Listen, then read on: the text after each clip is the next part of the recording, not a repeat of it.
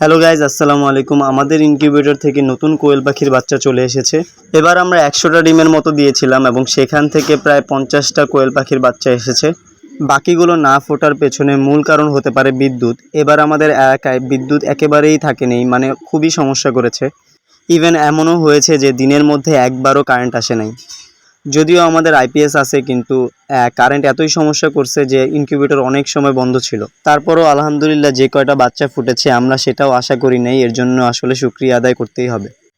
তো বাচ্চা ফোটার 24 ঘন্টার মধ্যেই কিন্তু আমরা এগুলোকে ব্রুডারে নিয়ে আসি। তো সর্বপ্রথমেই আমরা এগুলোকে পানি খাওয়াই এবং পানির সাথে আমরা কিছু গ্লুকোজ মিক্সড করে দিই, আর এছাড়া একটা অ্যান্টিবায়োটিক মিক্সড করে দিই। এর ফলে যেটা হয়, ওদের শরীর চাঙ্গা থাকে এবং ওরা খুব সহজেই খাবার খেতে পারে এবং সুস্থ ও সবল থাকে। আপনারা হয়তো লক্ষ্য করেছেন যে আমি ওকে কত ছোট একটা পানির পাত্রে পানি দিয়েছি।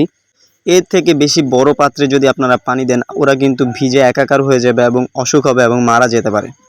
আর খাবারের ক্ষেত্রে আমরা যেটা করি, ব্রয়লার স্টার্টার যে ফিডটা রয়েছে সেটা কিন্তু আমরা গুঁড়া করে ওদেরকে খেতে দিই, কারণ বড় হলে কিন্তু ওরা আর খেতে পারবে না। তার কারণে আমরা এগুলোকে ভেঙে গুঁড়ো করে তারপরে ওদেরকে খাবার দিই।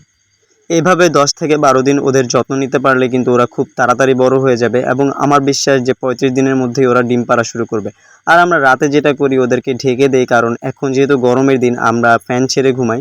আর ঢেকে না দিলে ওদের কিন্তু ঠান্ডা লেগে যেতে পারে, তাই আমরা চারপাশ ঢেকে তারপর ওদেরকে রেখে দিই।